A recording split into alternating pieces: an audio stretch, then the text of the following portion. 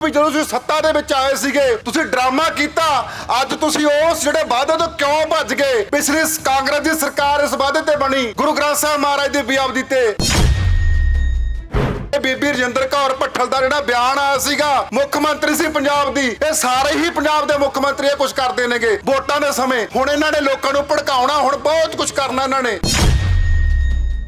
ਇਹ ਸਾਰੇ ਦੇ ਸਾਰੇ ਦਿੱਲੀ ਅੱਗੇ ਵਿਕੇ ਹੋਏ ਨੇਗੇ। ਸਾਡੀ ਜਿਹੜੀ ਵਿਧਾਨ ਸਭਾ, ਇਹ ਸਮਝ ਲਓ ਪੰਜਾਬ ਦੇ ਲੋਕ ਕਿ ਸਾਡੀ ਵਿਧਾਨ ਸਭਾ, ਸਾਡੇ ਪੰਜਾਬ ਦੇ ਲੋਕ ਨਹੀਂ ਉੱਥੇ ਬੈਠੇ।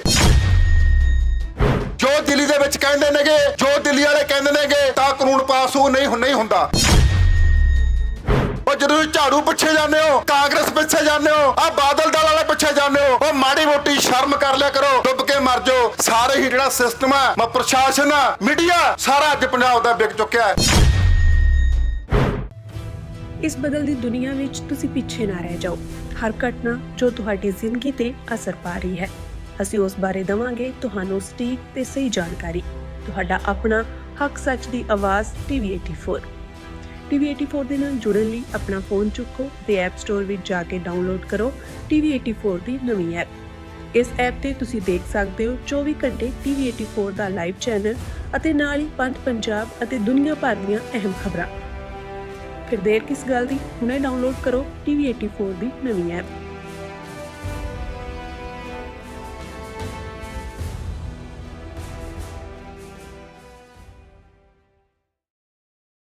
ਵਾਹਿਗੁਰੂ ਜੀ ਕਾ ਖਾਲਸਾ, ਸ੍ਰੀ ਵਾਹਿਗੁਰੂ ਜੀ ਕੀ ਫਤਿਹ।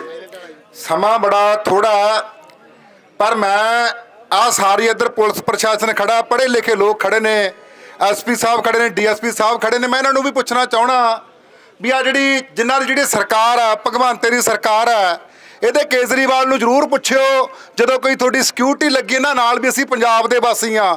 ਕੇਜਰੀਵਾਲ ਜਿਹੜਾ ਖੜਾ ਹੋ ਕੇ ਇਹ ਗੱਲ ਕਹਿੰਦਾ ਸੀਗਾ ਕਿ ਮੈਂ 24 ਘੰਟੇ 'ਚ ਗੁਰੂ ਗ੍ਰੰਥ ਸਾਹਿਬ ਮਹਾਰਾਜ ਦੀ ਬੇਅਦਬੀ ਦਾ ਇਨਸਾਫ ਦੇਊਂਗਾ। ਮਾੜਾ ਸਵਾਲ ਤਾਂ ਉਹਨੂੰ ਪੁੱਛਿਆ ਕਰੋ ਯਾਰ, ਵੀਰ ਬਣ ਕੇ। ਤਨਖਾਹਾਂ ਤਾਂ ਤੁਸੀਂ ਸਾਡੀਆਂ ਲੈਂਦੇ ਹੋ, ਸਾਡਾ ਟੈਕਸ ਦਾ ਪੈਸਾ। ਜ਼ਰੂਰ ਉਹਨੂੰ ਸਵਾਲ ਪੁੱਛੇ ਹੋਏ। ਆ ਜਿੰਨਾ ਵੀ ਪ੍ਰਸ਼ਾਸਨ ਖੜਾ ਹੈ, ਕਿਉਂਕਿ ਇਹ ਜਿਹੜੇ ਪੋਲੀਟੀਕਲ ਲੋਕ ਨੇਗੇ, ਇਹ ਤਨਖਾਹਾਂ ਤੁਹਾਨੂੰ ਇਹ ਨਹੀਂ ਦਿੰਦੇ। ਟੈਕਸ ਦਾ ਪੈਸਾ ਸਾਡੇ ਟੈਕਸ ਦੇ ਪੈਸੇ ਕਰਕੇ ਤੁਹਾਨੂੰ ਤਨਖਾਹਾਂ ਮਿਲਦੀਆਂ ਨੇਗੀਆਂ। ਇਸ ਕਰਕੇ ਇਹਨਾਂ ਨੂੰ ਪੁੱਛਿਓ ਵੀ ਜਦੋਂ ਤੁਸੀਂ ਸੱਤਾ ਦੇ ਵਿੱਚ ਆਏ ਸੀਗੇ ਤੁਸੀਂ ਡਰਾਮਾ ਕੀਤਾ। ਅੱਜ ਤੁਸੀਂ ਉਸ ਜਿਹੜੇ ਵਾਅਦੇ ਤੋਂ ਕਿਉਂ ਭੱਜ ਗਏ? ਪਿਛਲੀ ਕਾਂਗਰਸ ਦੀ ਸਰਕਾਰ ਇਸ ਵਾਅਦੇ ਤੇ ਬਣੀ, ਗੁਰੂ ਗ੍ਰੰਥ ਸਾਹਿਬ ਮਹਾਰਾਜ ਦੀ ਬੇਅਦਬੀ ਤੇ। ਇਸ ਕਰਕੇ ਇਹ ਜਿਹੜੇ ਸਰਕਾਰਾਂ ਬਣੀਆਂ ਨੇ, ਪਿਛਲੀਆਂ 2 ਸਰਕਾਰਾਂ ਇਸ ਵਾਅਦੇ ਤੇ ਬਣੀਆਂ ਨੇਗੀਆਂ। ਮੈਂ ਪੰਜਾਬ ਦੇ ਲੋਕਾਂ ਨੂੰ, ਪੰਜਾਬ ਦੇ ਨੌਜਵਾਨਾਂ ਨੂੰ ਇਹ ਬੇਨਤੀ ਕਰਨਾ ਚਾਹੁੰਦਾ, ਜਿੰਨੇ ਵੀ ਤੁਸੀਂ ਪੰਜਾਬ ਦੇ ਵਿੱਚ ਵੱਸਦੇ ਹੋ, ਹੁਣ ਘਰਾਂ ਦੇ ਵਿੱਚ ਬੈਠਣ ਦਾ ਸਮਾਂ ਨਹੀਂ। ਸਾਡੀ ਸਿੱਧੂਪੁਰ ਜਥੇਬੰਦੀ, ਸਾਡੀਆਂ ਸਾਰੇ ਜਥੇਬੰਦੀਆਂ ਮੈਦਾਨ ਦੇ ਵਿੱਚ ਆ ਗਈਆਂ। ਇਸ ਜਿਹੜਾ ਮੋਰਚੇ ਨੂੰ ਹੁਣ ਵੱਡਾ ਕੀਤਾ ਜਾਊਗਾ। ਮੈਂ ਤਾਂ ਮੋਰਚੇ ਦੀ ਸਾਰੀ ਕਮੇਟੀ ਅੱਗੇ ਇਹ ਬੇਨਤੀ ਵੀ ਕਰਨਾ ਚਾਹੁੰਦਾ ਕਿ ਇਸ ਪ੍ਰੋਗਰਾਮ ਨੂੰ ਹੁਣ ਆਪਾਂ ਪਟਿਆਲੇ, ਚੰਡੀਗੜ੍ਹ, ਵੱਡੇ ਸੜਕਾਂ, ਵੱਡੇ ਰੋਡ ਰੋਕੀਏ। ਬਹੁਤ ਲੰਮਾ ਸਮਾਂ ਹੋ ਗਿਆ ਭਾਈ ਸਾਹਿਬ ਨੂੰ ਬੈਠਿਆਂ ਨੂੰ। ਇੰਨਾ ਲੰਮਾ ਸਮਾਂ ਬੈਠਣਾ ਵੀ ਇੱਕ ਬਹੁਤ ਵੱਡੀ ਕੁਰਬਾਨੀ ਹੈ।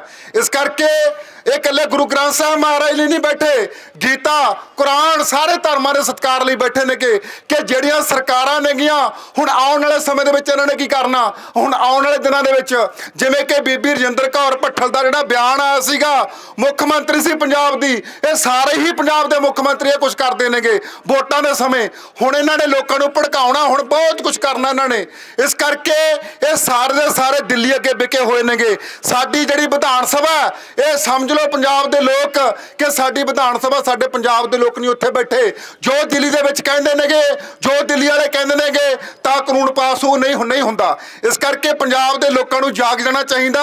ਇਹਨਾਂ ਰਾਜਨੀਤਿਕ ਪਾਰਟੀਆਂ ਦਾ ਖੜਾ ਛੱਡ ਕੇ, ਕਾਲੀ, ਕਾਂਗਰਸੀ, ਝਾੜੂ ਵਾਲਿਆਂ ਦਾ ਖੜਾ ਛੱਡ ਕੇ ਤਾਂ ਇੱਥੇ ਮੈਦਾਨ ਦੇ ਵਿੱਚ ਡਟ ਜਾਣਾ ਚਾਹੀਦਾ। ਮੈਂ ਪੰਜਾਬ ਦੇ ਲੋਕਾਂ ਨੂੰ ਇਹੀ ਗੱਲ ਕਹਿਣਾ ਚਾਹੁੰਦਾ, ਉਹ ਜਦੋਂ ਤੁਸੀਂ ਝਾੜੂ ਪਿੱਛੇ ਜਾਂਦੇ ਹੋ, ਕਾਂਗਰਸ ਪਿੱਛੇ ਜਾਂਦੇ ਹੋ, ਆ ਬਾਦਲ ਦਲ ਵਾਲੇ ਪਿੱਛੇ ਜਾਂਦੇ ਹੋ, ਉਹ ਮਾੜੀ ਮੋਟੀ ਸ਼ਰਮ ਕਰ ਲਿਆ ਕਰੋ। ਐਡੇ ਵੱਡੀਆਂ ਰੈਲੀਆਂ ਕਰਦੇ ਹੋ, ਆ ਗਿਣਤੀ ਦੇ ਲੋਕ ਪਹੁੰਚੇ ਨੇ, ਜਾਗਦੇ ਜ਼ਮੀਰ ਵਾਲੇ ਲੋਕ ਪਹੁੰਚੇ ਨੇਗੇ। ਉਹ 400 ਫੁੱਟ ਉੱਚੇ ਟਾਵਰ ਲਈ ਕਾਹਦੇ ਲਈ ਬੈਠਾ?